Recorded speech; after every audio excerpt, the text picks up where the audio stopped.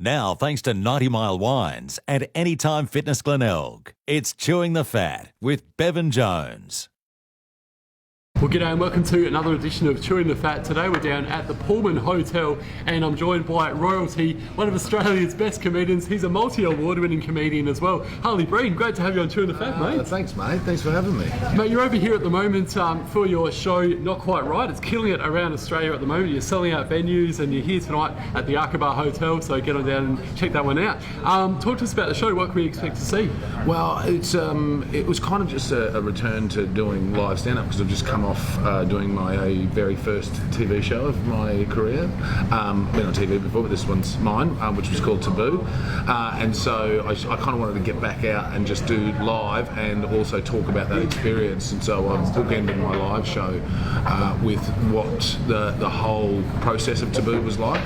The pitch, how I found out about the subject matter I was having to write stand-up about, some of the jokes that didn't make the edit, and then I talk about some travel stories because I'm on the road all the time, and so I've got some fun stories in there about taking a car drive into the countryside with my wife and toddler and running out of fuel because I'm an idiot, and also a trip to Russia. Which was amazing, and then a trip to Las Vegas as well. And then at the end, I talk about some constructive feedback that people gave me for Taboo that I didn't ask for, but they give it anyway. Yeah, that's right. That's just people, isn't it? So, yeah, totally. Now, you're a Bundaberg-born lad. You are born in Queensland in Bundaberg, and then you've moved over in recent years to St Kilda in Melbourne. Talk to us through your journey and how the comedy thing all happened. I'll have to give credit to my birth town, Kingaroy, is where I was actually born. And those who know Queensland know that is peak Queensland. It's Joe Bjelke-Peterson country. And then we moved to Bundy.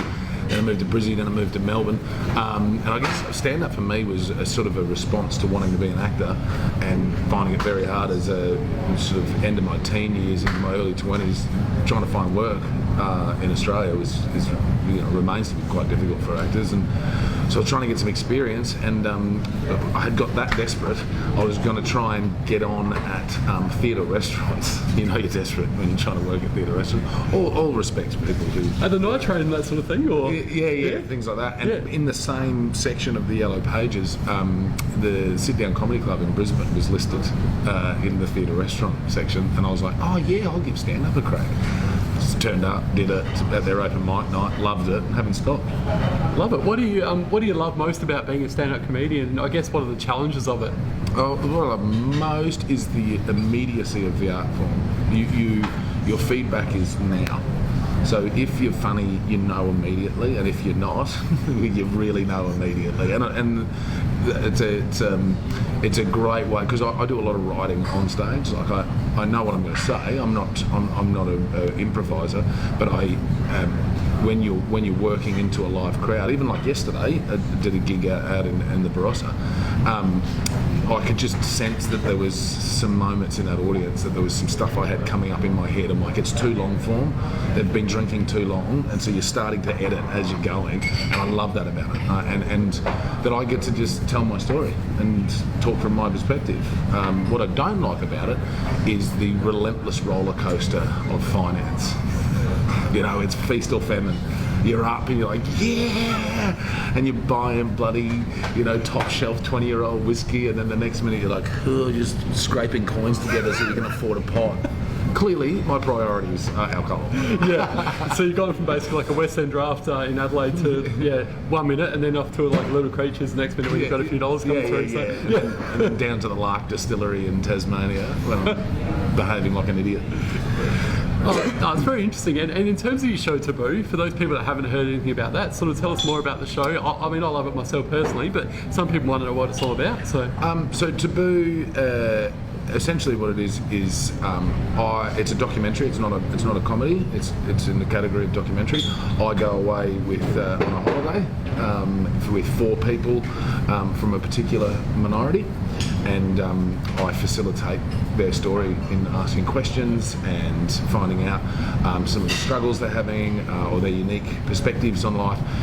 And the subject matters of those minorities were terminal illness, physical disability, mental illness, and racism.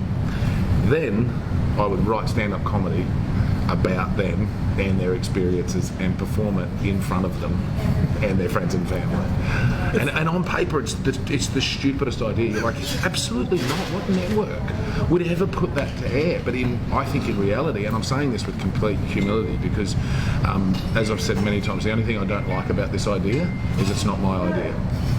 On paper, it doesn't make any sense, but actually, it's a perfect idea and it's a perfect way. And I say that again with humility to get people's stories told, because some of them are really hard. Some of the stories are really tragic, and some of them, and what tragedy needs is comedy. You know, that's why comedy exists, because comedy it's comic relief for a reason. So, even though those 4 stories, for instance, in the terminal illness episode, that's hard subject matter. Those 4 people are going to die. So are you, by the way, so am I. Yeah. We're not unique in that way. Yes. But that doesn't mean there's not comedy within those stories. And those people, those 4 people, Matt, Michael, Nicole and Lauren, helped me find the comedy in their stories. And yeah. It's quite astounding because, like I said before, I love the show. It's fantastic, and I just couldn't believe how amazing these people are with what they're going through and just the way they reacted to what you're doing, Harley. But was there any challenges with the show as well? Like, did you ever sort of feel like you were, worried about offending these people that are going through such a tough time in life? Or yeah, I wasn't. Because the format is you go away on holidays, we're away with each other for 5 days, and I challenge anyone to go away with somebody for 5 days, live in a house with them, eat every meal with them, have drinks with them, and not have some sort of bond. So I'd got a sense of who they were, and I wasn't worried about offending them at all, because it wasn't what I was trying to achieve. I wasn't trying to achieve offence, I was trying to achieve humour and laughter. I was worried about offending their nearest and dearest. Yeah. Because I hadn't bonded with them, I hadn't got their consent, I hadn't met them, and these, again with the terminal illness episode, their mums and dads and their wives and husbands, they're living with this grief from a different perspective of going to lose somebody, and so it's almost like they're not at this point yet to find it funny, whereas the participants are like, yeah, but it's happening. Yeah. So let's did you actually get to meet the parents? Yes. As well? Yeah. Most of the families all turned up, and look, hand on heart, I don't think I offended anyone. Yeah. From that immediate group, I've definitely offended people in the general public, but geez, that's easy. It's so easy to offend people in the general public. Day and age, yeah. And it's never been my focus, but it wouldn't matter what you do. You throw anything out there, and you're going to offend somebody. And I'm a particularly blue, a bit left of centre, so I offended them. But I don't think I offended anyone closely connected with the participants, no. I love that about you as well, Harley, because we do live in a world where it's just so politically correct now. Yeah. And the fact that you're like just, you've got that different side of you, which, I think it's fantastic. So, thanks, mate. Yeah. On that line of political correctness, I think a lot of people, usually straight white males, get hung up about, it's all politically correct now. It's like, well, it's not. You just got to find a different angle. You've got to find a different way to get around it. I think, society shifts and says that we now don't tolerate some of the things that used to be okay to say back in the 70s and the 80s and the 90s, and now we're saying, well, that's not okay. And so then people will go, oh, it means I can't say anything anymore. Yeah, you can. Just be smarter about the way you want to say your stuff, and what's the purpose and the reason for wanting to say it. And so there's no rules in comedy, but I impose rules on myself, and I try as best I can to do something that's called not punching down. So my position of privilege is up here. My position of privilege is at the top of the pops, mate. Like I'm a straight, white, able-bodied male. And you've got a quick cracking moustache as well. So if I'm not going to punch down, it means I don't punch anyone below my level of privilege, which means I can't punch up because there's no one above me. So I'm just going to do this a lot. And so that was a challenge. You look at the racism episode. It's like, how do I navigate these stories? And so I just tried to do it from a perspective of white naivety. It's like, I don't know what your life's like, and explore their story that way. That's brilliant. No, I love it. Now, we spoke before off air about last year you were in Russia for the World Cup, which had been an amazing experience. And, yes. Tell us how this all came about and what that was like. Well, basically, I was in the middle of the festival season last year. You come through Adelaide and Brisbane and Melbourne, do all the different fringes and that.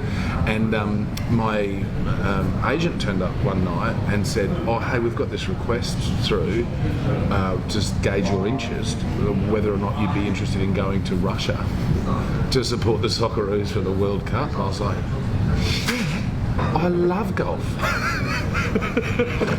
Which is my level of understanding of football. I mean, I used to play it when I was a young fellow. I played soccer. But I don't, like, I'm not an avid fan, I don't follow it. But of course the World Cup is such a massive event. It's the biggest sporting event on the world calendar. And Russia's a country I always wanted to go to. And basically the brief was that we were going to film social media content, just sort of in support of the Socceroos and their World Cup campaign. And so I got that opportunity. So we followed the team through all 4 of their games. I got to go to all 4 of their games. It was excellent. Oh, amazing. Yeah, it was wonderful. Great experience. An amazing country. I mean, I saw the country through, I think, a very different eyes because it's the World Cup, so everything was cleaned up and, you know, everything's pushed out. You know, there was no poor people anywhere. I'm like, where are all the poor people? Oh, yeah, it's the World Cup, which, you know, and no judgment on Russia, Australia did the same thing for the Sydney Olympics. Poor people were literally just shipped out of town, so you didn't see them. It's just sort of a horrible part of big sporting events. So, you know, everyone was on their best behaviour is the point.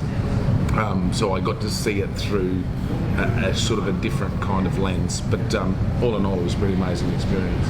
And you mentioned before as well that you grew up as a big league fan. You played a bit of rugby league as a kid, and next year it's going to be the first ever game of State of Origin in South Australia, and it'll actually be game 1 as well, funny enough. So what do the Queensland and New South Wales people think of that? It'll be interesting because, again, I haven't. I played rugby league from when I was probably about 10 to 15, and then like I haven't really followed that either. But I've got some very close mates that are just tragic rugby fans, and even more so tragic State of Origin fans, and. Look, it's really hard for me to give my opinion because from my perspective, what an excellent idea. As if you wouldn't bring that game. It's a great game of sport, regardless if you're into it or not. It's huge audiences, going crazy, passionate. This is a great city. Why wouldn't you have it in it? But I can imagine there'll be some diehards. Yeah. Oh, bullshit. Why is it in Adelaide? Adelaide don't even play rugby league.